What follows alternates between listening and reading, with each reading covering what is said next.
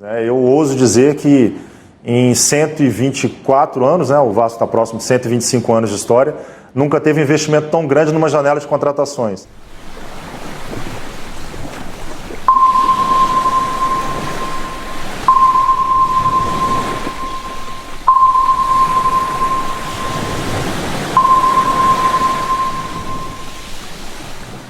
E aí, meu amigo, você concorda com essa declaração do Paulo Brax, que ele deu ontem no Seleção Sport TV? Bom, a gente tem que deixar claro a seguinte coisa. O Vasco não tinha time para jogar esse ano. Basta você ver aí a comparação de um time de 2022 para o time de hoje, o atual, que você está vendo aí do lado, para você ter essa noção que com aquele time que quase não subiu para a Série A, não dava para a gente pensar em nada esse ano. E outra, a proposta da 777 ter entrado no clube como, como é que se diz, dona do futebol do Vasco, dava essa obrigação a ela a fazer esse tipo de investimento, a esse nível de investimento alto no futebol. Afinal de contas, o Vasco precisa e precisava, ainda precisa mais, se reforçar. O time do Vasco ainda é um time mediano, ainda não podemos dar aqui aquele voto de confiança de que a gente agora está bem, realmente evoluiu muito, o time está jogando com outra postura, as críticas que a gente vinha fazendo aqui, aos poucos elas vão se desfazendo, mas ainda falta muito.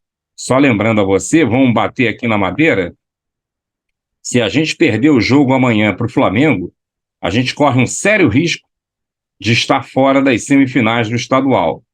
E aí a gente vai ter que disputar entre o 5º e o 8º lugar, de novo a Taça Rio, para tentar uma vaga na Copa do Brasil no ano que vem. E ainda tem mais, né?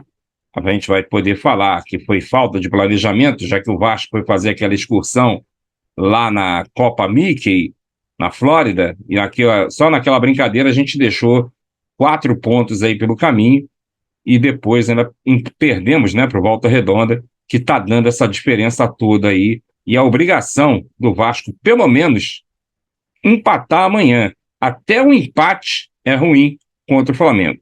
Mas isso a gente vai falar daqui a pouquinho. Você está no canal No Radar Vascaíno, eu sou o Edinho RJ. E aí, gente, tudo bem? Juntos nesse sábado, um sabadão, tá um calor aqui no Rio de Janeiro, e eu peço a você, caso ainda não seja inscrito, né, e que você assista aí os vídeos e as lives, e aí sim, você comenta, compartilha, deixa seu like, se inscreva e ative aí o sininho para receber todas as notificações. Se você quiser ajudar o canal, seja membro a partir de R$ 2,99, vá na aba Comunidade, clique no link e faça parte do nosso grupo de WhatsApp. Você também pode seguir a gente nas redes sociais, no Instagram, @NoRadarVascaíno, e no Twitter, @radar_Vascaíno. E se quiser ajudar mais, você tem a opção da chave Pix para noradarvascaíno@gmail.com. noradarvascaíno@gmail.com. O banco é o Banco Inter. E essa informação também está aqui, ó. Tem o QR Code, é só você apontar a sua câmera que você consegue ajudar a gente.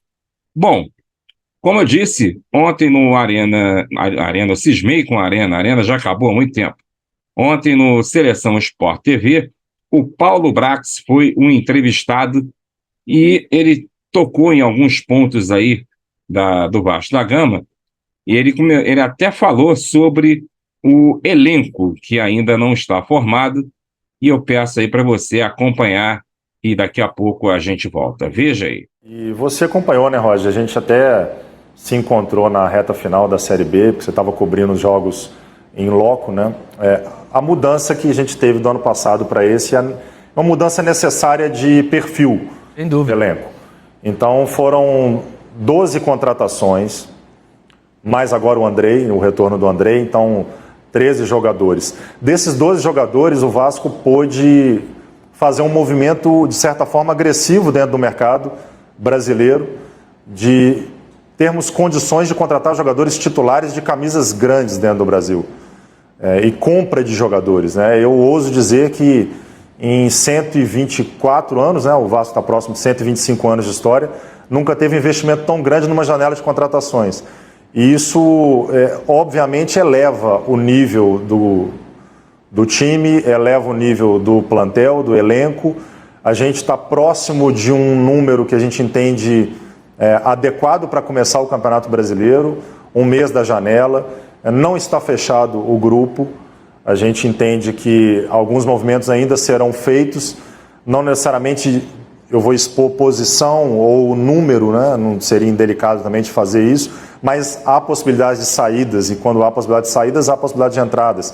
A gente tem também uma análise muito forte dentro da categoria de base nossa, que é historicamente um DNA muito vencedor e um DNA de muita qualidade. A gente tem garotos hoje vindos do sub-20 e até do sub-17 que estão pedindo espaço aqui dentro do nosso elenco e a gente está observando muito de perto.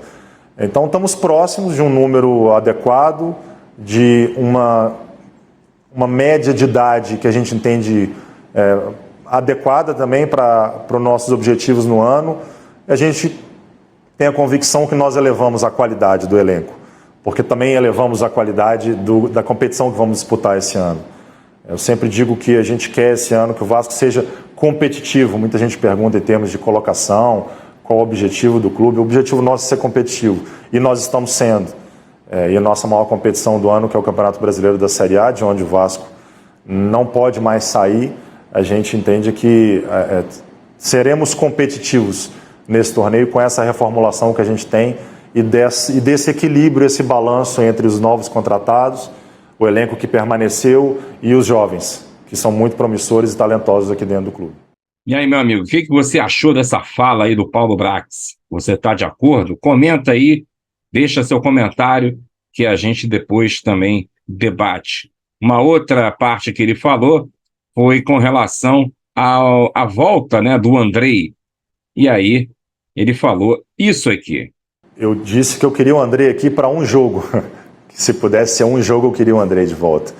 O Andrei é um jogador que tem uma história muito grande aqui dentro do clube. Chegou com 8 anos de idade no Vasco. E, coincidentemente, a gente marcou essa entrevista há uma semana e hoje tem uma convocação do Andrei para a seleção principal, que é uma convocação 100% Vasco. O Andrei nunca jogou em outro clube. Apesar da venda para o Chelsea, o Andrei não chegou a estrear pelo Chelsea. O Vasco leva o Andrei ao Mundial Sub-20, do Mundial Sub-20 leva a seleção principal. Pela qualidade dele, pela disciplina do atleta, pela característica que ele tem, pela modernidade, pela cabeça boa, mentalidade dele. E é uma convocação de todos nós, é uma convocação do Vasco. E é um jogador num nível muito alto, Luiz. Eu estava dentro do mercado de transferência buscando um jogador com essa característica para ocupar ali uma posição de primeiro, segundo volante, e surge a oportunidade de repatriar o Andrei. Então não pensei duas vezes, tanto a minha pasta quanto a 777, quanto todos aqui no clube e o próprio jogador, de fazer esse movimento de retorno do Andrei, ainda que seja por pouco tempo. A gente sabe que é um período que normalmente não se faz contratações de 3 ou 4 meses, né? Na verdade vão ser 4 meses, e ainda tem essa possibilidade grande do Mundial Sub-20, até porque ele é capitão do time do Ramon Menezes no Sub-20. Mas estamos satisfeitos, muito felizes por poder repatriar o Andrei, por dar essa camisa a ele, por dar mais jogos ao Andrei. Ele sai, o último jogo dele foi em Itu, que ele se despediu sem saber que iria embora do Vasco, então ele tem uma oportunidade de se despedir do Vasco jogando em alto nível, uma competição de alto nível que é uma Série A, que ele vai poder jogar, porque ele nunca jogou uma Série A pelo Vasco, ele foi promovido ano passado. E o nosso planejamento continua. Eu também preciso ter o planejamento da reposição ao Andrei, e isso já está sendo feito em paralelo. Então eu queria o Andrei por um jogo, e se for 10 ou 15 jogos, a gente está muito feliz, muito satisfeito de ter o Andrei aqui com a qualidade que ele tem, vai contribuir muito para o Vasco, e vai ser muito bom para ele também. e vai ser muito bom para o Chelsea e também para a seleção brasileira. Então todo mundo ganha. Lembrando que o Andrei só voltou para o Vasco também por causa daquela situação do Palmeiras, né? O Palmeiras não aceitou os termos que foram colocados pelo Chelsea, por isso o Vasco entrou forte aí nessa situação e conseguiu. O que importa, na verdade, é que o Andrei é nosso. Se é para jogar 15 jogos, se é para jogar 2 jogos, não importa.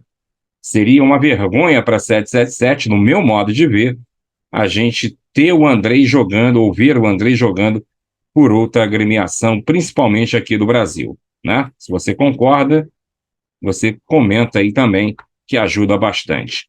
Em relação ao jogo de amanhã, o Figueiredo está relacionado aí para a partida, a gente não sabe se ele vai entrar como titular, acredito que não, e até mesmo com relação ao time titular, eu estava vendo num grupo aí que eu participo, o rapaz falando assim que a coerência seria o Barbieri manter os jogadores que vêm jogando e aí sim, no segundo tempo, dependendo da partida, colocar os jogadores que estão disponíveis para entrar em campo. Bom, eu penso da seguinte forma, o Vasco deve entrar em campo com as dúvidas que ele tem ainda, que é no gol entre o Léo Jardim e o Ivan. No meu modo de ver, ele vai entrar com o Léo Jardim, isso aí não tem essa dúvida. Eu entraria com o Ivan, mas é a opção do técnico.